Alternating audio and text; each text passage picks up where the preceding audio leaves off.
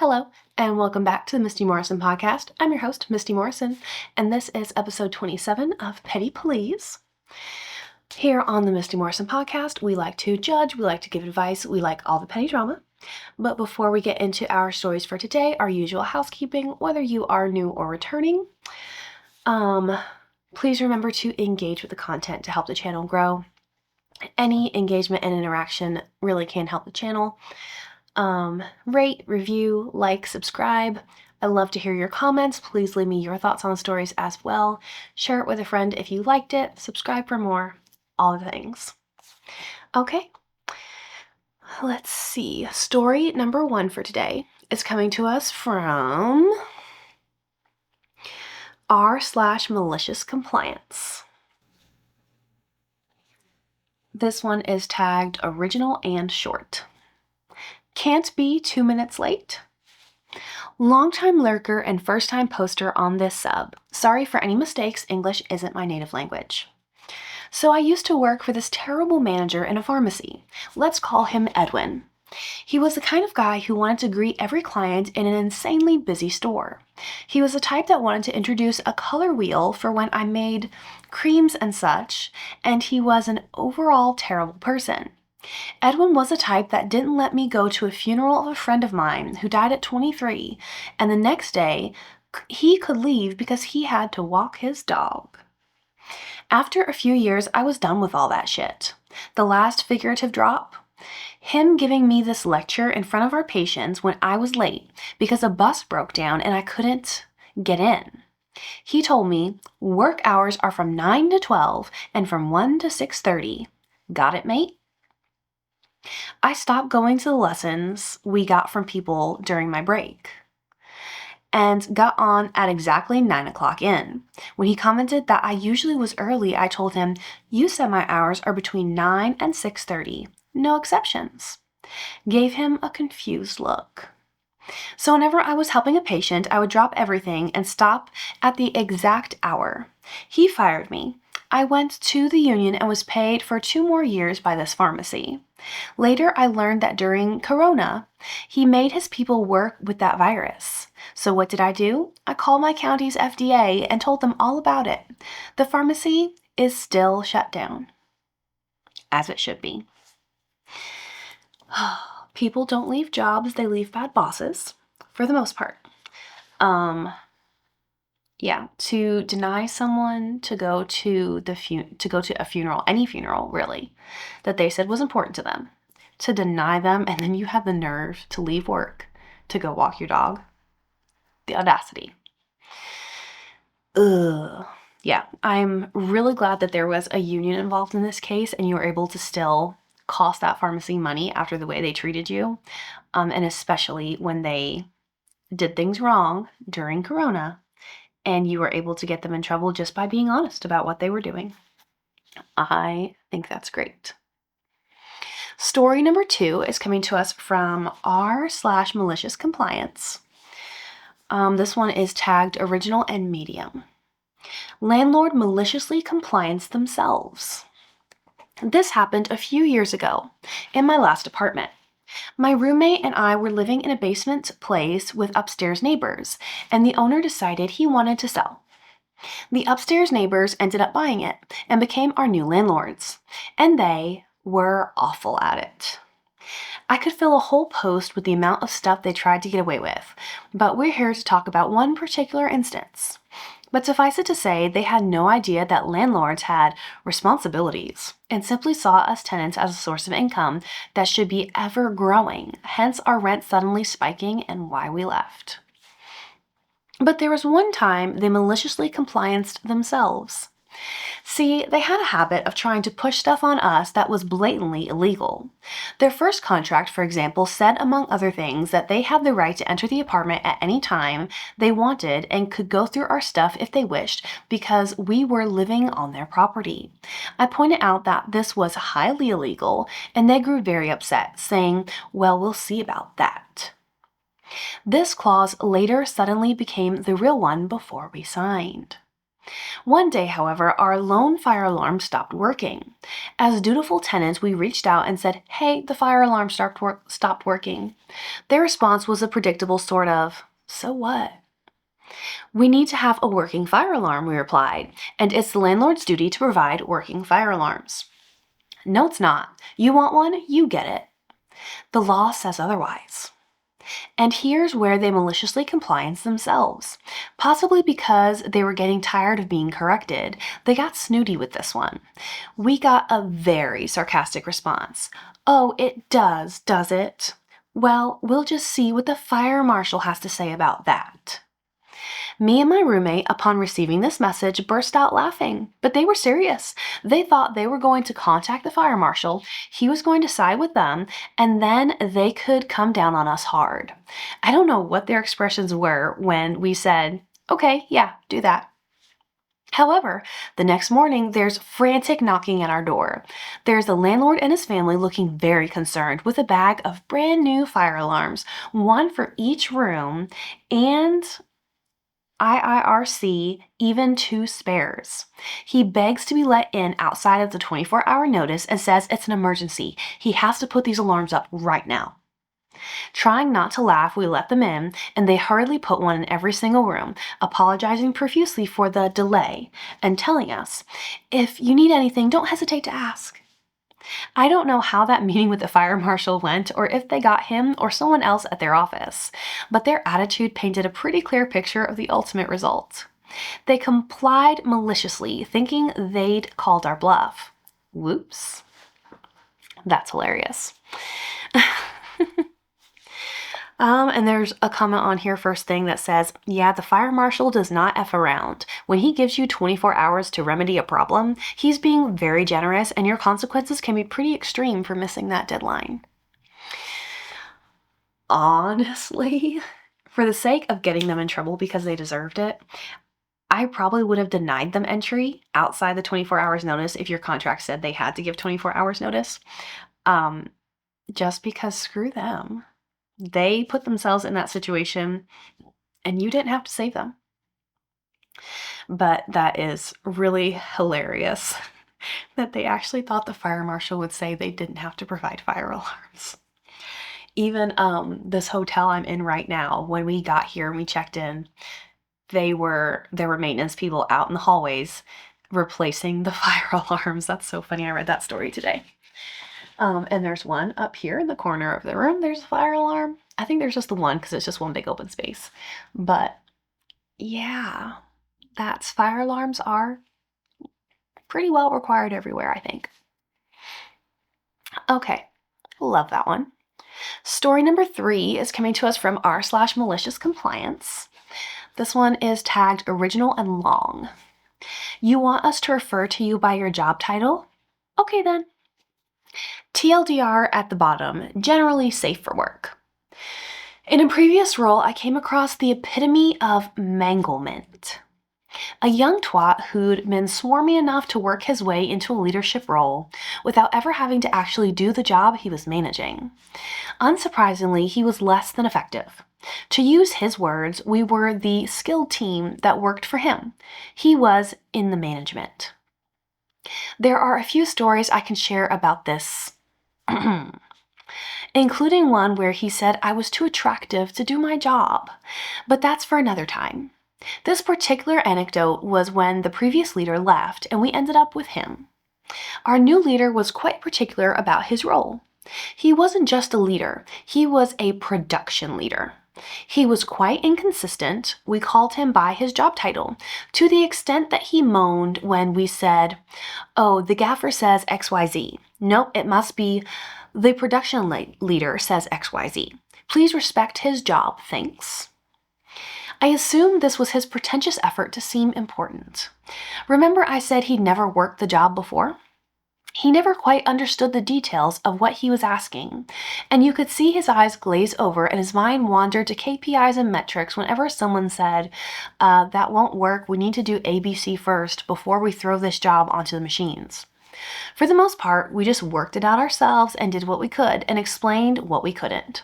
More glazing over and thoughts of metrics and checkboxes followed. His general demeanor didn't really sit well with us, especially how he thought he was better than the grunts working the job. The one thing that sticks in my mind is that the previous boss, who had retired, used to say our team. The new guy said my team.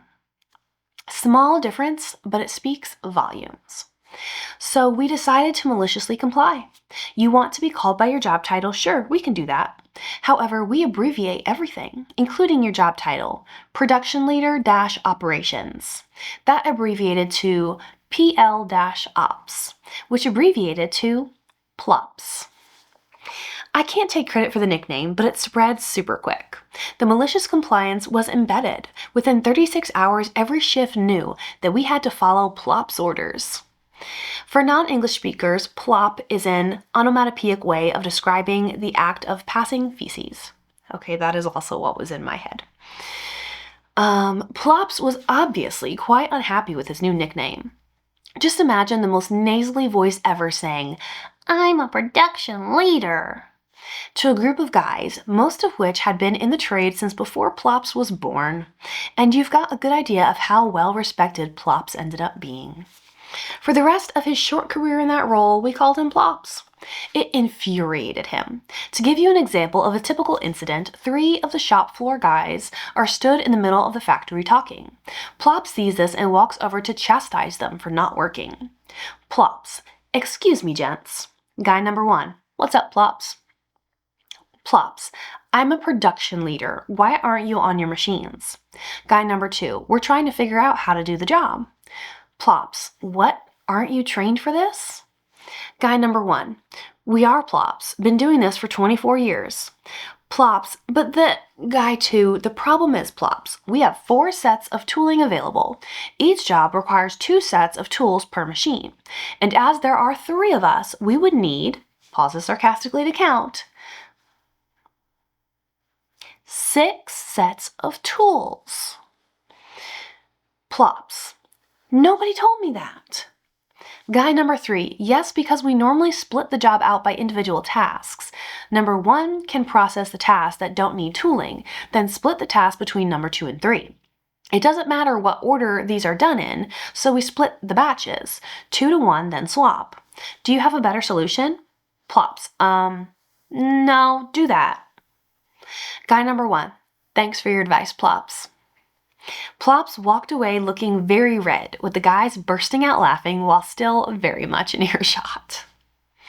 Plops complained numerous times, and the chief of production told us off in a very half-assed way. We later found out he also hated Plops for consistently bringing his nickname up and expecting something to be done, often telling him that this wasn't a school and to just play along and it'll naturally go away.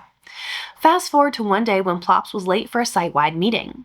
He entered the room to be met with 2 or 3 voices chastising him with comments such as, "What time do you call this, Plops?" and "Good grief, it's Plops o'clock."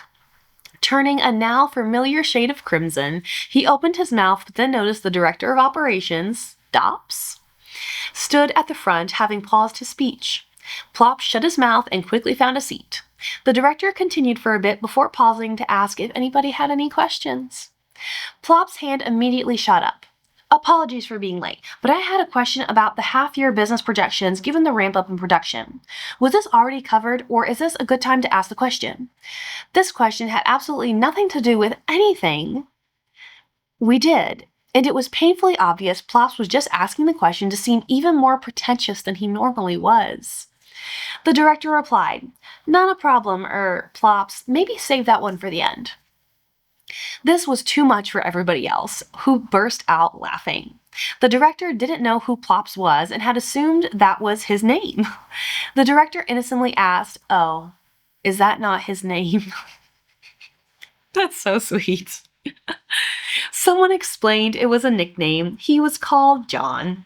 The director apologized, and Plops, presumably trying to hide his embarrassment, said, "Don't worry, it wasn't an important question." After the meeting, Plops excused himself, and we didn't see him for the rest of the day. He was back in the following day with an even more sour face than normal. We were all still giddy about how the director had called him Plops, so we just gave him a wide berth.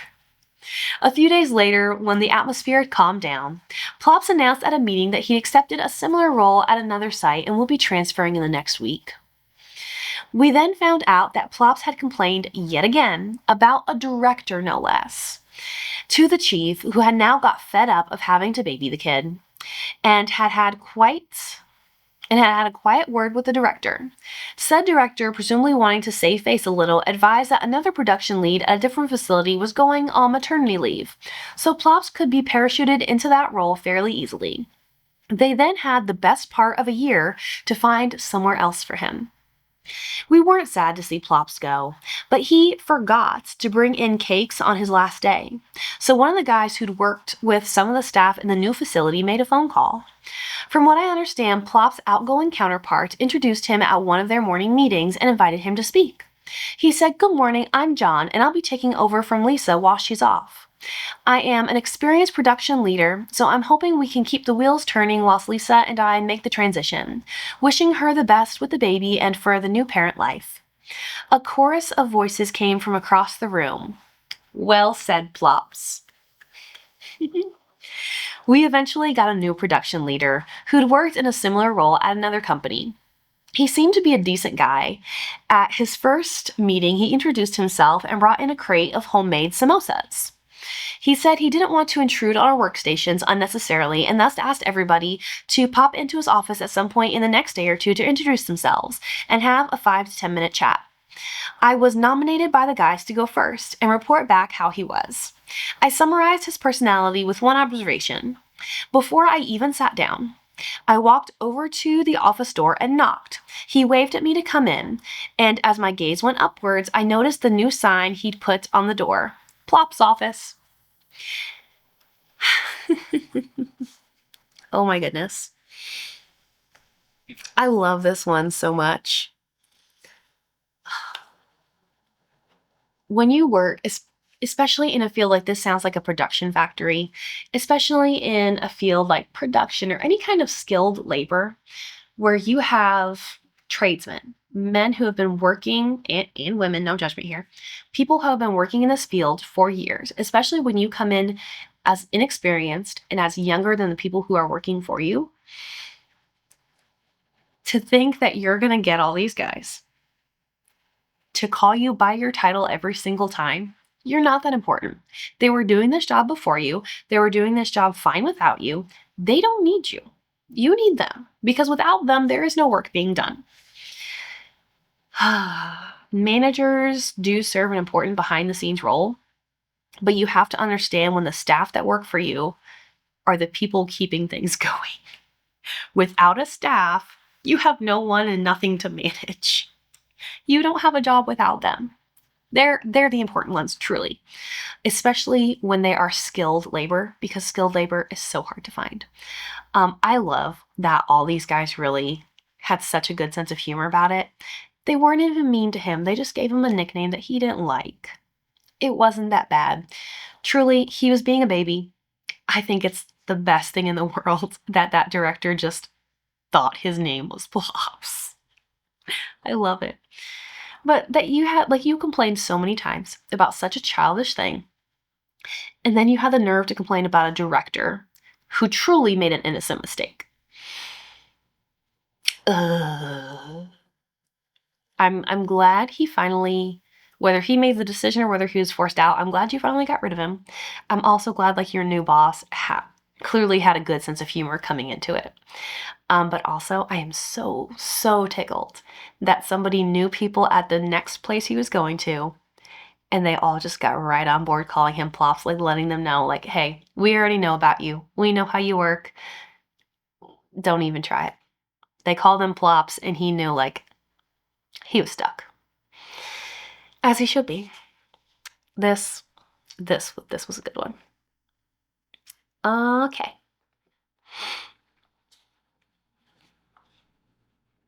Ooh, okay, before we move on, there's a comment first thing that says, I've got to ask, if Plops had brought in cakes, might his nickname have stayed in your facility? And I don't know, I could tell this is from another country outside of America. I don't know what country, but in America, the standard is when it is your last day, if people like you, they bring They bring cakes. You don't bring your own cakes. But still. And OP replied to that comment. They said the other facility wouldn't have been aware of his nickname, so it certainly wouldn't have followed him there had he brought in cakes. To be honest, we were so glad to be rid of him that cakes would have made us happy and potentially even resulted in a best of luck John send-off. However, I hear he was just as pompous in the new facility too, so I'm sure they would have come up with something too. I hope John realizes how important cakes are in winning people over. I mean, truly though, cakes help. Okay, story number 4 is coming to us from r/malicious compliance. I feel like a lot of in malicious compliance also falls into the petty zone, so I like it. This one is tagged original and medium. Politicians ignore warnings about publishing everyone's data online. Back when every business and government was starting to get their services accessible online for the first time, there was a new law passed in my state that all local government public records must be accessible via the web. Those records held by local governments, including dog registrations, building plans and permits, property ownership information, etc. Until this point, you had to physically turn up at the local government offices and have your name recorded to access such information, but it was free to access and they were not permitted to deny you. At the time, I was the webmaster for one of the local government areas in Australia. When this was first proposed, we highlighted that residents would be very upset by making this information easier to access and potentially for people to scrape the entire dataset. Tests to prove you were human were not very reliable back then. This was politics, so we were somewhat surprised that the politicians didn't see the potential public backlash. We also wanted to protect our residents from people who would try to abuse or profit from mass access to this information. Our warnings were ignored, so we complied maliciously. I wrote an absolutely brilliant information portal with the best CAPTCHA we could implement at the time, which complied exactly with what the law required. We ensured the local newspaper knew the exact date and time it would go online and what would be published. It was easy to find and put in a lot of time to ensure news media would be able to easily demonstrate the potential harm. The following day, front page news about the massive privacy issues this could pose. That morning, we were told to take it offline, and it stayed offline permanently. The portal was up for a total of 27 hours. In the aftermath, politicians tried to shift the blame to our local government leadership, who shifted it to us in the IT department. We had prepared a paper trail to ensure that those truly responsible were given all the credit for the project. And those who rebuffed our warnings had their emails included in the Freedom of Information request made during the investigation. As it should be. Let's see.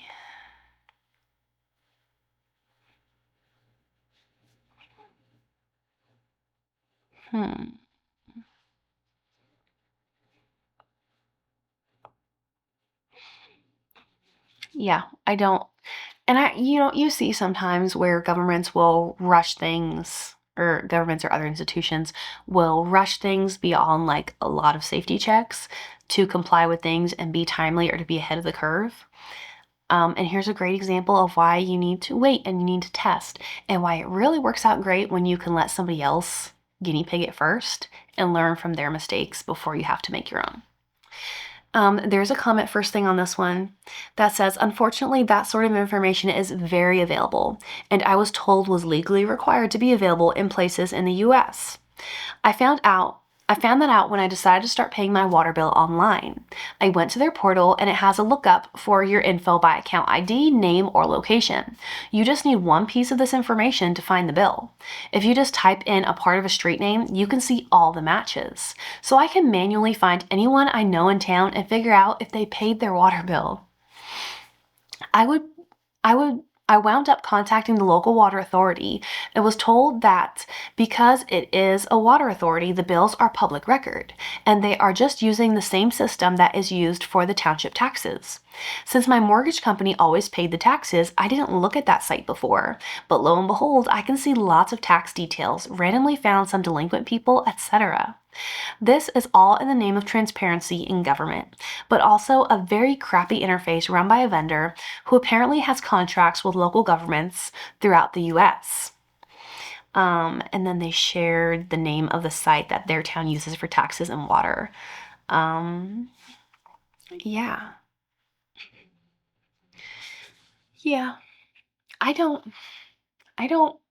where I live, there's not a way. No, you can't pay your taxes online here.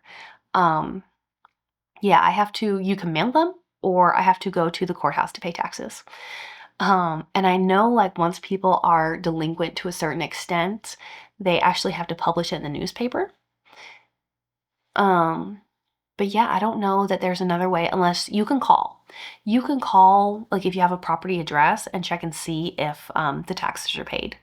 Like, I did that one time out of curiosity for, like, a place that looked abandoned.